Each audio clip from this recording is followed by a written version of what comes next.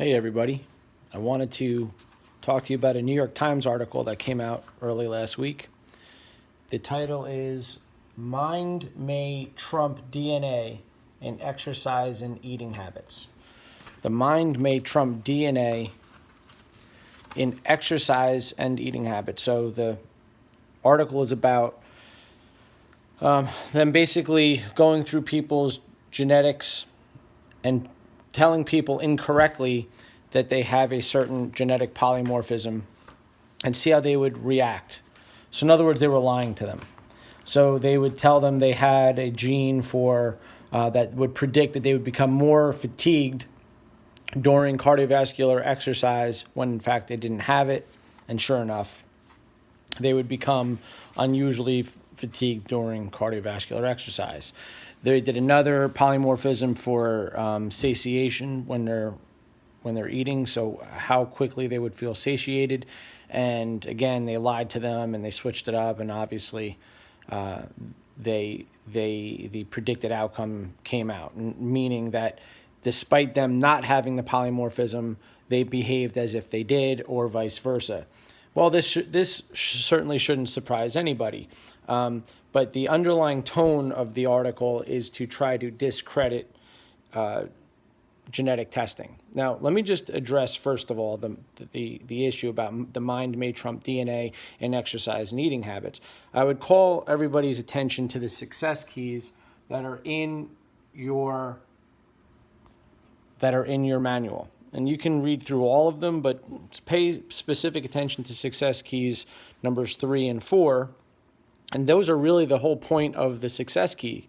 These two success keys in particular are talking about how we use our attention and what we're paying attention to, and how that affects our mind and the outcomes that are certain to follow. This is everybody's direct experience in life. This is not something that needs to be studied scientifically, because you know from your own direct experience that what you pay attention to grows. The thing that you're paying attention to, that is what's going to grow in your life. It happens all of the time. Now, it's a matter of how you're paying attention and what you're paying attention to. Are you doing the best practices to get what you want? That's why it's not just a matter of practice, it's a matter of perfect practice. But again, if somebody wants something badly enough and you're paying attention to it, you're putting the time in, and you're practicing properly, I don't care what your genes are, you're going to find improvement. This is certainly beside the point. But more importantly, there's a great book called Chasing 22 that talks about, starting on page 44, genes and specific genes.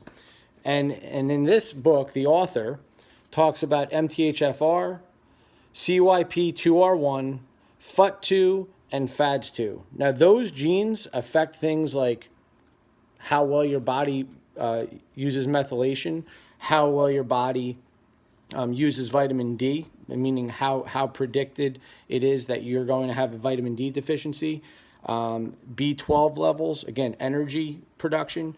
All the genes that are mapped out in this book are polymorphisms that absolutely do affect a human body. I promise you that.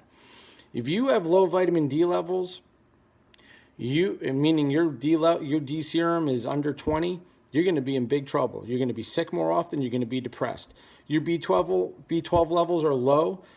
Guess what? Your energy production is going to be off. You're not going to feel like yourself. You have the MTHFR. You have 2 alleles of MTHFR. Guess what? I promise you, you're going to have some or both of all of those things.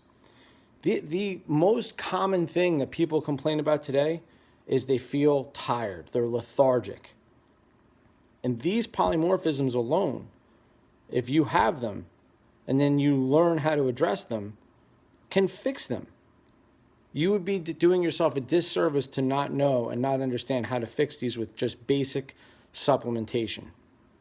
Now, again, there's a time and place for research and for study, but this is, in my opinion, another attempt on New York Times' part to undermine the power that we have to put in our own hands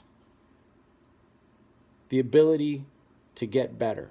And genetic testing, 23andMe test, really does put power in your hands, not the doctor's hands, not medicine's hands, your hands, to understand your genes and how your body works.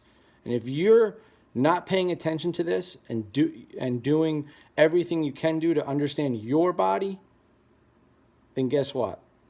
You're going to be behind the 8 ball, and you're going to continue to suffer the consequences of the same things everybody's been complaining about all the time. Have a great day, everybody.